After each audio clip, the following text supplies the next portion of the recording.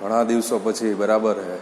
ત્યારબાદ હવે આપણે ચેપ્ટર નંબર 2 સ્થિત વિદ્યુત સ્થિતિમાન અને કેપેસિટન્સ. ચેપ્ટરની અંદર પ્રસ્તાવનામાં આપણને ધોરણ 11માં આપણે સંરક્ષી બળ, સ્થિતિ ઉર્જા આવા શબ્દો બધા ભણી ગયા છે. પેલા તો સંરક્ષી બળ કહેવાય કેને, તો આપણને ખ્યાલ જ છે સંરક્ષી બળ કેને કહેવાય કે આ પદાર્થ બે બિંદુઓ છે એ અને બી. હવે પદાર્થને એ થી બી સુધી જવું છે તો એક આ માર્ગ આપણે પસંદ કરીએ છીએ, બીજો આ માર્ગ આપણે પસંદ કરીએ છીએ, ત્રીજી શક્યતા આવી બતાવીએ છીએ, આ માર્ગ પસંદ કરીએ છીએ. પદાર્થ પહોંચે તો ક્યાં છે? બરાબર છે બી બિંદુએ પહોંચે છે. મતલબ માર્ગ ઉપર આધારિત નથી, માત્ર કેના ઉપર આધારિત હોય? એની પ્રારંભિક સ્થિતિ અને અંતિમ સ્થિતિ ઉપર આધારિત હોય એવા જે બળ છે એને આપણે શું કીધું હતું? સંરક્ષી બળ. એ કયા માર્ગ ઉપર ગતિ કરે છે એના ઉપર આધારિત નથી, બરાબર છે. એની પ્રારંભિક અને અંતિમ સ્થિતિ ઉપર આધારિત હોય એવા બળને આપણે શું નામ આપ્યું હતું? સંરક્ષી બળ. અને સંરક્ષી બળ હોય તો જ આપણને એની સ્થિતિ ઉર્જા પ્રાપ્ત થાય, બરાબર છે. બાકી સ્થિતિ ઉર્જા શક્ય નથી. એટલે અહીંયા આપણે જે ચર્ચા કરવાના છીએ, બરાબર છે, એ કયા બળ વિશે ચર્ચા કરવાના છીએ? સંરક્ષી બળ. તો સંરક્ષી બળમાં બી આપણે જાણીએ છીએ કયા કયા બળ હતા, તો કે સ્પ્રિંગ બળ અથવા બીજું હતું ગુરુત્વ બળ, અને અહીંયા આપણે ત્રીજું ભણવાના છીએ સ્થિત વિદ્યુત બળ. તો સ્પ્રિંગ બળ અથવા ગુરુત્વ બળ જેવા બળની વિરુદ્ધમાં બાહ્ય બળ દ્વારા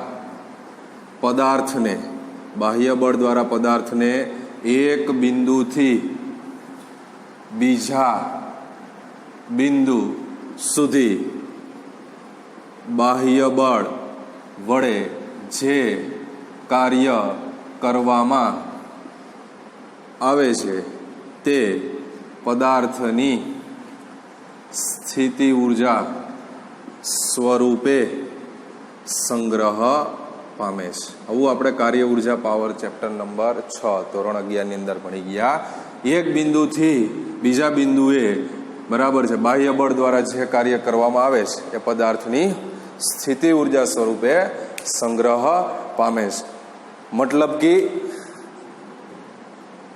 તે કયા માર્ગે ગતિ કરે છે તેના પર આધારિત નથી. કયા માર્ગે ગતિ કરે એના ઉપર આધારિત નથી. મતલબ આ જે બળ છે એ કેવા બળ કહી શકાય? એટલે સંરક્ષી બળ કહી શકાય. જેવું તમે જો બાહ્ય બળ ને દૂર કરવામાં આવે કે તરત જ તે પદાર્થ ગતિમાં આવીને જે ગતિ ઉર્જા પ્રાપ્ત કરે તે ગતિમાં આવીને જે ગતિ ઉર્જા પ્રાપ્ત કરે તે તેણે ગુમાવેલી તેટલા જ મૂલ્યની સ્થિતિ ઉર્જા બરાબર, તેને ગુમાવેલી તેટલા જ મૂલ્યની સ્થિતિ ઉર્જા બરાબર હોય છે. એટલે જેટલી ગતિ ઉર્જા મેળવે એને ગુમાવેલી સ્થિતિ ઉર્જા. મતલબ ગતિ ઉર્જા અને સ્થિતિ ઉર્જાનો સરવાળો કેવો રહે છે? અચળ રહે છે. એટલા માટે જ, બરાબર છે, આવા જે બળ છે એવા બળને કેવા બળ કહી શકાય? સંરક્ષી બળ કહી શકાય. એટલે કે પદાર્થ પોતાની સમગ્ર ગતિ દરમિયાન ગતિ ઉર્જા અને સ્થિતિ ઉર્જાનો સરવાળો કેવો રહે છે? અચળ રહે છે. પદાર્થની સમગ્ર ગતિ દરમિયાન ગતિ ઉર્જા અને સ્થિતિ ઉર્જાનો સરવાળો અચળ રહે છે. એટલા માટે જ આવા બળને કેવા બળ કહેવામાં આવ્યા છે? સંરક્ષી બળ તરીકે ઓળખવામાં આવે છે. તો સંરક્ષી બળ તરીકે ઓળખવામાં આવ્યા છે. ત્યાર પછી, બરાબર છે, આપણે આવા બળને સંરક્ષી બળ કહી દીધા. હવે સ્થિતિ ઉર્જાનો સરવાળો અચળ, બરાબર, એટલે આવા બળને આપણે કેવા બળ કીધા? સંરક્ષી બળ. ત્યારબાદ સ્થિત વિદ્યુત બળ આપણે કીધું. તો સ્થિત વિદ્યુત બળ, આ બળ તો બે કીધા આપણે, સ્પ્રિંગ બળ અને ગુરુત્વ બળ, આ બે કેવા બળ છે? સંરક્ષી બળ. તો સ્થિત વિદ્યુત બળ પણ ગુરુત્વાકર્ષી બળની જેમ કેવું છે? સંરક્ષી છે. શું કામ ગુરુત્વાબળની જેમ સંરક્ષી છે? તો કે વિદ્યુત ભારો વચ્ચેનું કુલંબ બળ, કુલંબ બળ, વિદ્યુત ભારની અંદર શું આવે? પહેલા ચેપ્ટરમાં ભણી ગયા તમે, કુલંબ બળ, અને એ ગુરુત્વાકર્ષણ બળની જેમ, ગુરુત્વાકર્ષી બળની જેમ અંતરના વર્ગના કેવા પ્રમાણમાં છે? વ્યસ્ત પ્રમાણમાં હોય છે. ભણી ગયા છો બે નિયમ તમે, ગુરુત્વાકર્ષણ બળ F બરાબર G(m1m2)/r², અને કુલંબ બળ બી ભણી ગયા ચેપ્ટર 1 ની અંદર તમે, F બરાબર K(q1q2)/r². તો બે જે છે અંતરના વર્ગના કેવા પ્રમાણમાં છે? વ્યસ્ત પ્રમાણમાં. માત્ર સપ્રમાણતા અચળાંક, સહપ્રમાણતા અચળાંકની બાબતમાં કેવા પડે છે? જુદા પડે છે. બરાબર છે. કુલંબ બળમાં K અને સાર્વત્રિક ગુરુત્વાકર્ષી બળની અંદર સાર્વત્રિક અચળાંક કેપિટલ G. બીજું આપણે કહીએ તો કે કુલંબના, બરાબર, કુલંબના નિયમમાં વિદ્યુત ભારો અને બરાબર છે ગુરુત્વાકર્ષણ બળના નિયમમાં શું આવતું હતું? દળ. ખ્યાલ જ છે આપણને, ગુરુત્વાકર્ષી બળના નિયમમાં F બરાબર G(m1m2), તો જેની અંદર દળનો ગુણાકાર છે. અને કુલંબનો નિયમની વાત તમે કરો કે જેની અંદર વિદ્યુત ભારનો ગુણાકાર F બરાબર K(q1q2)/r². ત્યાર પછીના પોઈન્ટની અંદર આગળ પ્રસ્તાવનામાં આપણને કીધું છે વિદ્યુત ક્ષેત્રમાં કોઈ વિદ્યુત ભાર Qને એક બિંદુથી બીજા બિંદુ ઉપર લઈ જવા બાહ્ય બળ વડે કરવા પડતા કાર્યનું સૂત્ર. હવે આ એક વિદ્યુત ભાર કેપિટલ Q છે. આકૃતિ આપણે એક બતાવીએ છીએ. આ બિંદુ P છે અને અહીંયા બિંદુ R છે, અને અહીંયા એક વિદ્યુત ભાર સ્મોલ Q છે. ખૂબ જ નાનો અમથો વિદ્યુત ભાર છે. બરાબર છે. તો આ Q, કેપિટલ Q, આકૃતિમાં દર્શાવ્યા પ્રમાણે Q વિદ્યુત ભારિત ઉગમ બિંદુએ સ્થિત કરેલા Q વિદ્યુત ભાર ને લીધે ઉત્પન્ન થતા વિદ્યુત ક્ષેત્રને ધ્યાનમાં લો. આ Q વિદ્યુત ભાર અને કેવો છે? ધન વિદ્યુત ભાર છે. તો એને લીધે વિદ્યુત ભાર હોય એટલે એને લીધે એની આજુબાજુ શું ઉત્પન્ન થાય? વિદ્યુત ક્ષેત્ર ઉત્પન્ન થાય. તો એ વિદ્યુત ક્ષેત્રને આપણે શું લેવાનું છે? ધ્યાનમાં લેવાનું છે. તો વિદ્યુત ક્ષેત્ર ધ્યાનમાં લઈએ એટલે વિદ્યુત ક્ષેત્ર, બરાબર છે, આ એક વિદ્યુત ભાર પોઝિટિવ છે, અને આ વિદ્યુત ભાર પણ જે છે એ સ્મોલ Q વિદ્યુત ભાર, પરીક્ષણ વિદ્યુત ભાર, એ પણ કેવો છે? ધન. તો પોઝિટિવ એટલે શું થાય? અપાકર્ષણ, દુશ્મની કહેવાય. બરાબર છે. પોઝિટિવ નેગેટિવ તો શું કહેવાય? પ્યાર કહેવાય, મતલબ આકર્ષણ. તો અત્યારે આપણે વિચારીએ તો આ પોઝિટિવ, સરળતા માટેના પણ પોઝિટિવ લીધેલું છે. તો બે વચ્ચે જે છે એ ઉત્પન્ન થાય અપાકર્ષણ બળ. બરાબર છે. તો બળની દિશા આપણે બતાવી હોય, બરાબર છે, તો શું બતાવી શકીએ? તો આ જે છે એ, બરાબર છે, સ્થિત વિદ્યુત બળની દિશા કહીએ કે અપાકર્ષણ બળ, બરાબર છે, બે પોઝિટિવ હોવાથી, બરાબર છે, અપાકર્ષણ બળની જે દિશા જે છે, આપણે બળની દિશા શું બતાવી શકીએ? સ્થિત વિદ્યુત બળ Fe, જેને આપણે સ્થિત વિદ્યુત બળને શેના વડે દર્શાવીએ છીએ? Fe વડે દર્શાવીએ છીએ. તો વર્ણનની અંદર આપણે કેવું હોય? Q આગળ શું ઉત્પન્ન કર્યું? વિદ્યુત ક્ષેત્ર.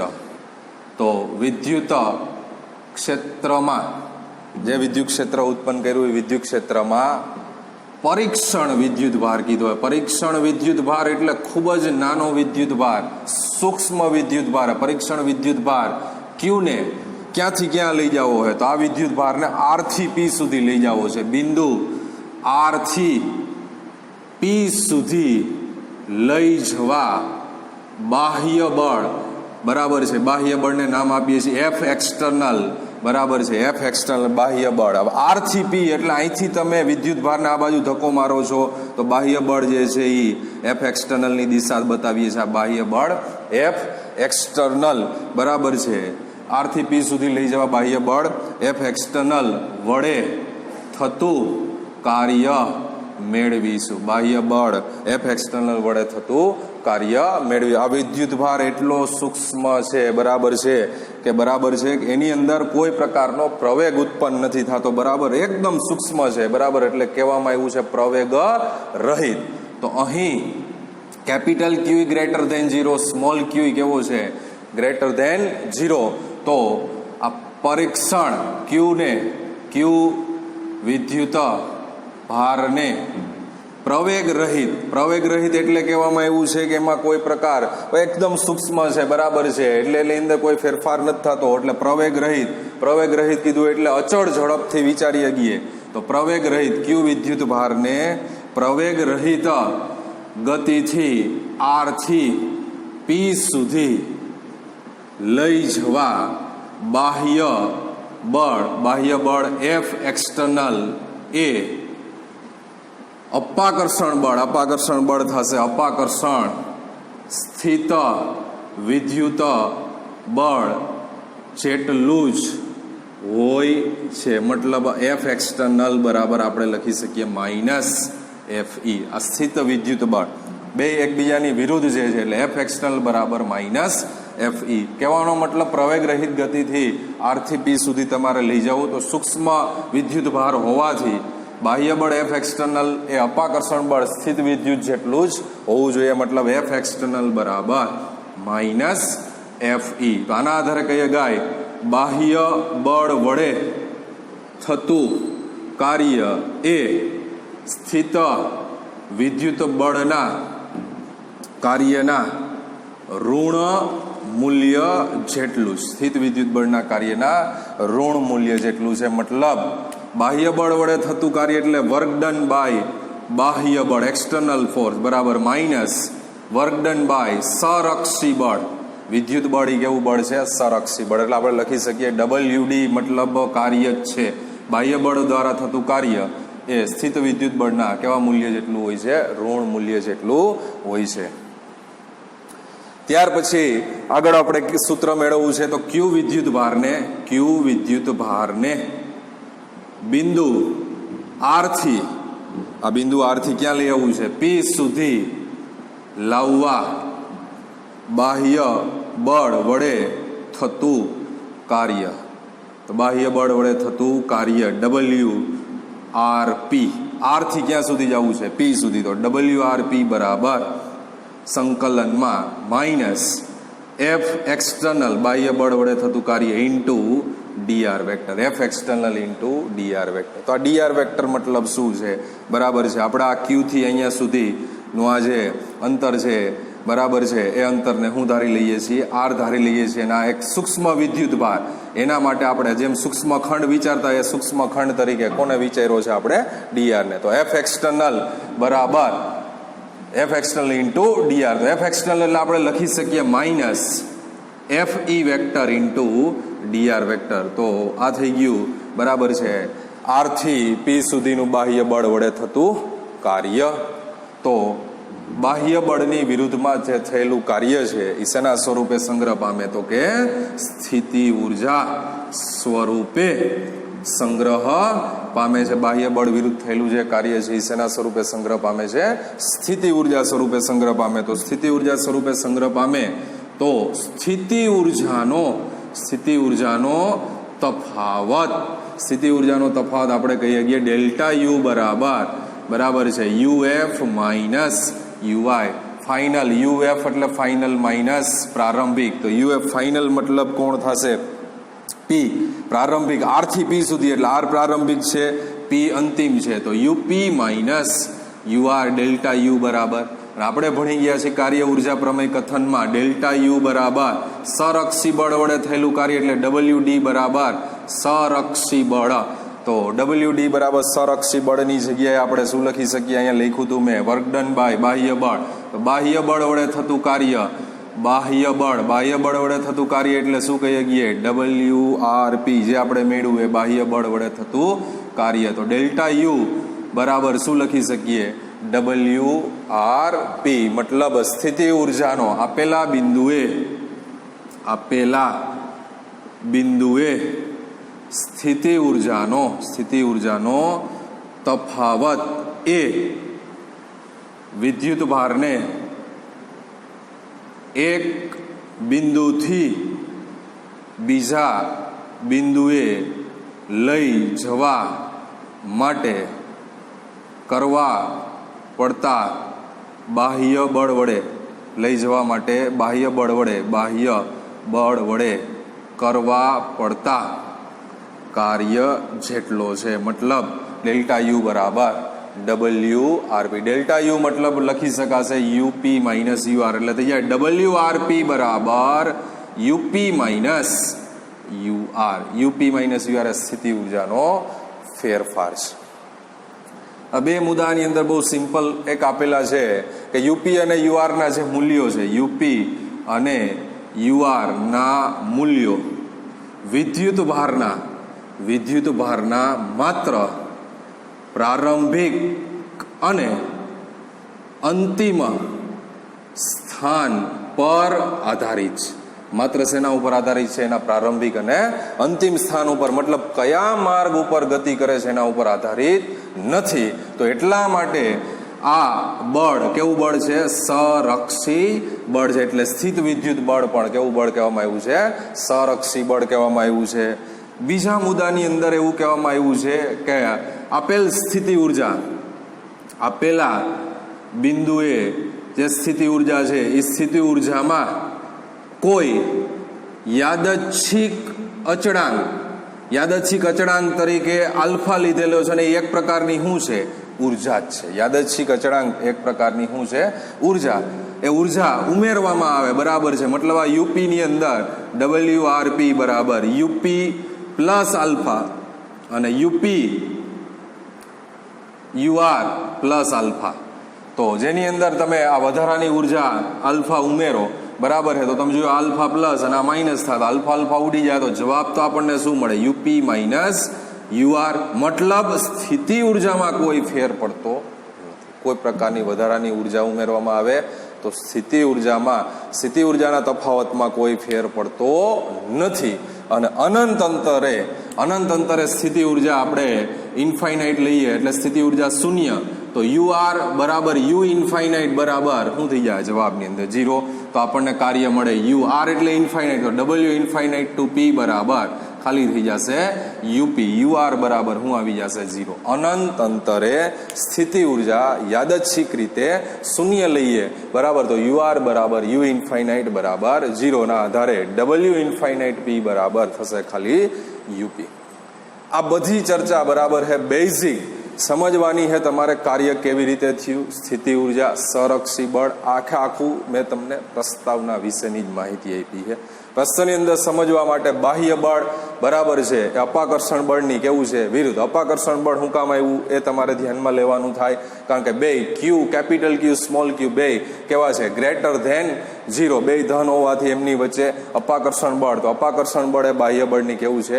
વિરુદ્ધ છે. તો F એક્સટર્નલ બરાબર માઇનસ FE.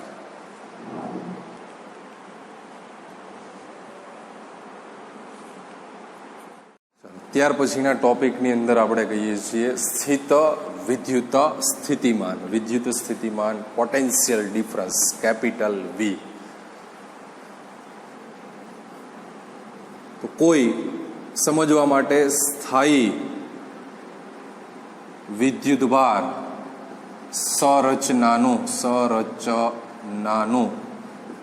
વિદ્યુત ક્ષેત્ર ધ્યાનમાં લો. સ્થાયી વિદ્યુતભાર સંરચનાનું વિદ્યુત ક્ષેત્ર ધ્યાનમાં લો. તો આ જેવું વિદ્યુત ક્ષેત્ર આવે એટલે વિદ્યુત ક્ષેત્રને, આ ક્ષેત્રને કારણે વિદ્યુતભાર પર લાગતું બળ QE, વિદ્યુતભાર ઉપર લાગતું બળ શું થશે? QE થશે. સિમ્પલ હે. કોઈ સ્થાયી વિદ્યુતભાર સંરચનાનું વિદ્યુત ક્ષેત્ર એટલે અહીંયા બી આપણે બિંદુ પી અને બિંદુ આર, જુદા જુદા માર્ગ આપણે બતાવીએ આર થી પી સુધી, બરાબર છે. આ રીતે આર થી આવા ઘણા બધા માર્ગ તમે બતાવી શકો. તમારે પહોંચવાનું છે ક્યાં, તો કે વિદ્યુત ભાર પ્લસ સ્મોલ ક્યુ ને આર થી ક્યાં લઈ આવવાનો છે તમારે, પી સુધી. તો કોઈ સ્થાયી વિદ્યુત ભાર સંરચનાનું વિદ્યુત ક્ષેત્ર ધ્યાનમાં લો અને આ ક્ષેત્રને કારણે શું એના ઉપર લાગતું બળ આપણે વિચારીએ એફ બરાબર ક્યુ ઈ.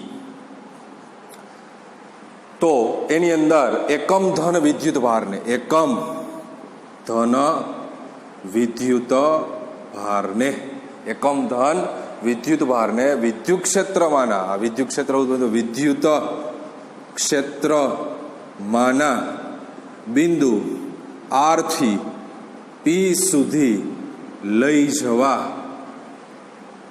બાહ્ય બળ વડે થતું કાર્ય. એકમ ધન વિદ્યુત ભાર એટલે વિદ્યુત ભાર ક્યાં આવશે છે, એકમ ધન વિદ્યુત ભારને વિદ્યુત ક્ષેત્રમાંના બિંદુ આર થી પી સુધી લઈ જવા બાહ્ય બળ વડે થતું કાર્ય. બાહ્ય બળ આર થી પી સુધી લઈ જવા બાહ્ય બળ વડે થતું કાર્ય એટલે થઈ જાય ડબલ્યુ આર પી બરાબર ક્યુ. એ સ્થિતિમાનના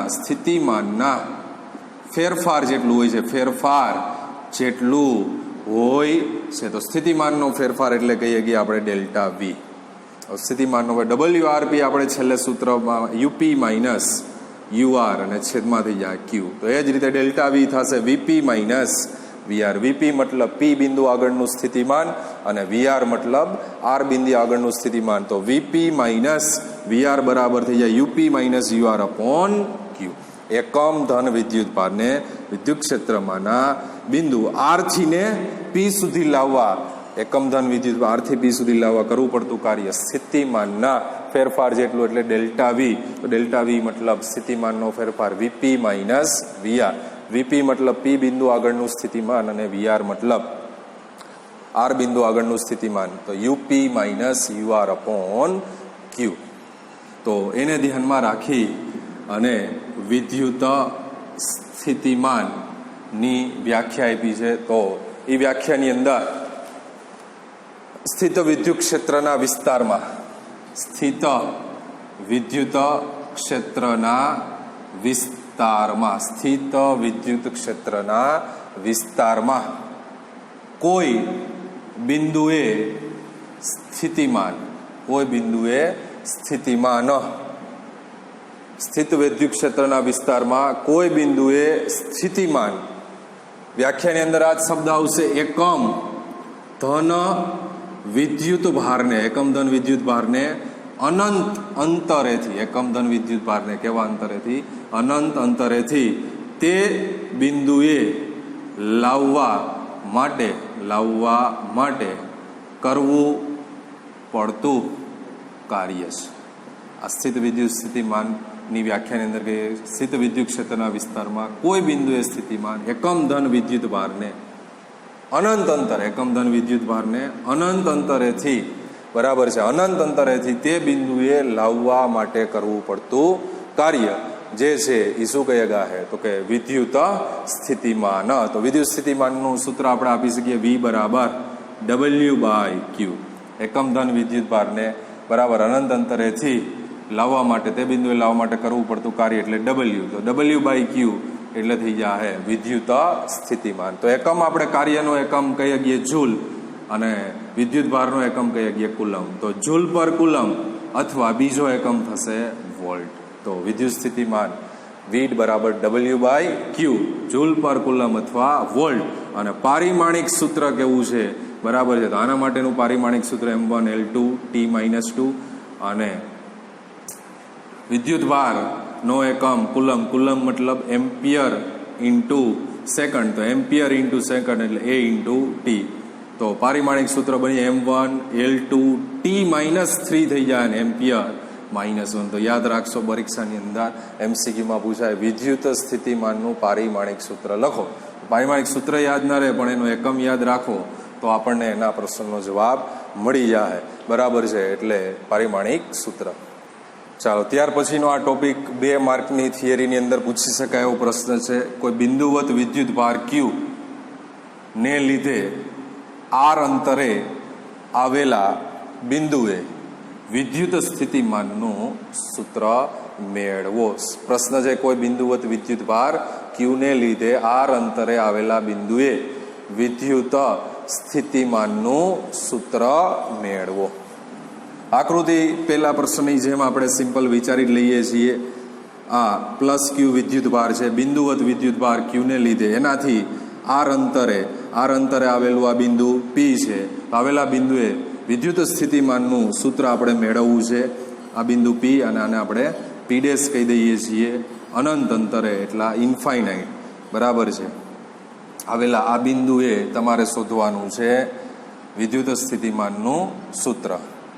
અને એની અંદર પણ આ એક પરીક્ષણ વિદ્યુત ભાર જેને આપણે સ્મોલ કહી દઈએ છીએ ક્યુ બરાબર છે. તો અહીંયા બી આપણે એક સૂક્ષ્મખંડ વિચારવાના છીએ. એ સૂક્ષ્મખંડને હું કહી દઉં છું ડીએક્સ. તો આ અંતર આપણે વિચારી લઈએ છીએ એક્સ, અને એના માટેનો આ સૂક્ષ્મખંડ જે છે એ શું કીધો છે ડીએક્સ.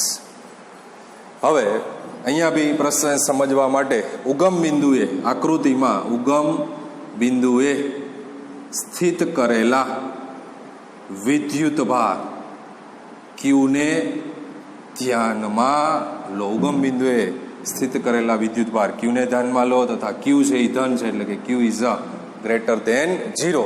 અને ઉગમ બિંદુથી સ્થાન સદિશ આર વેક્ટર ધરાવતા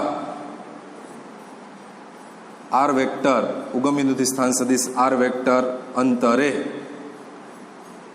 આવેલ બિંદુ પી પાસે શું શોધવું છે આપણે સ્થિતિમાન શોધવું છે. આ ઉગમ બિંદુથી કેટલા અંતરે આર અંતરે આવેલા બિંદુ પી પાસે આપણે સ્થિતિમાન મેળવવું છે. તો એ સ્થિતિમાન મેળવવા માટે એકમ ધન વિદ્યુત ભારને એકમ ધન પરીક્ષણ વિદ્યુત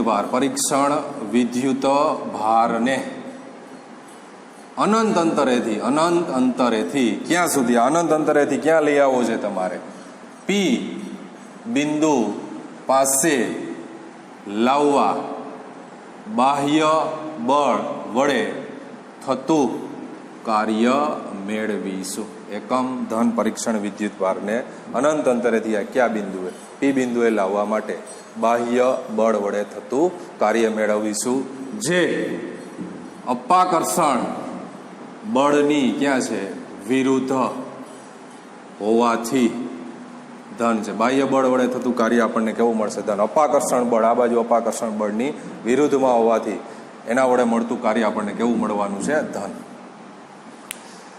તો આકૃતિની અંદર જે છે એને ધ્યાનમાં રાખીને આ માર્ગ વચ્ચેના વિસ્તારમાં આપણને એક બિંદુ દેખાય છે. એ બિંદુ છે પી ડેશ વિસ્તારમાં. પી ડેશ આગળ જે છે એ +1 કુલમ વિદ્યુત ભાર છે. આ માર્ગ વચ્ચેના વિસ્તારમાં પી ડેશ આગળ બિંદુ પી ડેશ આગળ મળતું વિદ્યુત બળ F બરાબર કે Q1 Q2. Q1 એટલે કેપિટલ Q અને Q1 એટલે 1 કુલમ કે Q અપોન R². R² એટલે અંતરને આપણે શું કીધું છે x. તો F બરાબર કે Q × 1/x² બરાબર થઈ જાય કે Q / x². અને જો દિશા લખવી હોય ટેક્સ્ટ બુક પ્રમાણે તો દિશા આપી દેવાની રહે તમારા x કેરેટ એટલે x કેરેટ એ ઓપી ડેશ વેક્ટરની દિશાનો કેવો સદિશ છે એકમ સદિશ. ઓપી ડેશ વેક્ટરની દિશાનો કેવો સદિશ છે એકમ સદિશ કે Q × x caret upon x². તો x કેરેટ એ ઓપીની દિશામાંનો કેવો સદિશ છે એકમ સદિશ. ટેક્સ્ટ બુકમાં અહીંયા r ડેશ લીધેલું છે, આપણે એને x ધારીને પ્રશ્નને આગળ વધાર્યો છે. તો બાહ્ય બળ વડે થતું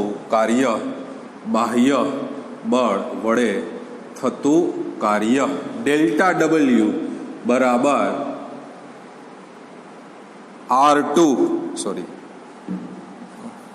P dash to P delta W બરાબર P dash to P F external into dr ને બદલે આપણે સૂક્ષ્મખંડ dx તો dx વેક્ટર બરાબર છે. તો F તરીકે એક્સટર્નલ બળ તરીકે આપણે લખેલું છે કે ક્યુ અપોન એક્સ સ્ક્વેર અને આ થઈ જાય dx. કેવી રીતે? તો આપણે જાણીએ છીએ F vector into R vector બરાબર F R cos theta. Cos theta બરાબર 1. તેથી એફ ઇન્ટુ આર, તો એફ ઇન્ટુ મતલબ કે ક્યુ અપોન એક્સ સ્ક્વેર અને આ થઈ જાય dx. તો ડેલ્ટા ડબલ્યુ, તો એ અંતર આપણે કેવું હોય બરાબર છે, તો એક્સ બરાબર અનંત અંતરેથી આપણે ક્યાં સુધી જવાનું? એક્સ બરાબર આર સુધી. એટલે તમારી અહીંયા લિમિટ થઈ જાય R2 ને ઇન્ફાઇનાઇટ માઇનસ R2 ઇન્ફાઇનાઇટ. કે ક્યુ અચળ હે બહાર આવી જાય 1/x² ઇન્ટુ dx. આનું સંકલન આપણને આવડવું જોઈએ. તો 1/x² નું સંકલન સૂત્રની દ્રષ્ટિએ ડાયરેક્ટ યાદ રાખશો. 1/x² નું સંકલન -1/x.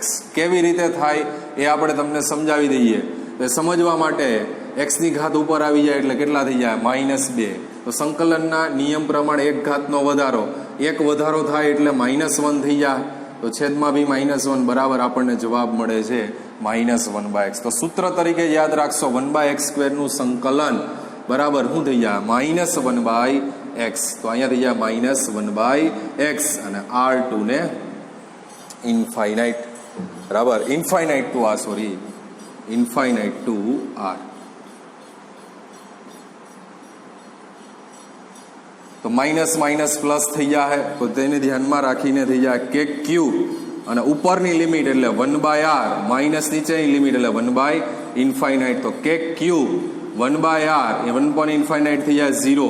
તેથી કે ક્યુ બાય આર આ કેના બરાબર મેળવું આપણને? તો કે ડબલ્યુ બરાબર. તો આ ડબલ્યુ એ જ બરાબર વ્યાખ્યા મુજબ સ્થિત વિદ્યુત સ્થિતિમાનની વ્યાખ્યા મુજબ કાર્ય છે બરાબર છે. આ કાર્ય એ વિદ્યુત ભાર ક્યુ આગળનું બિંદુ પી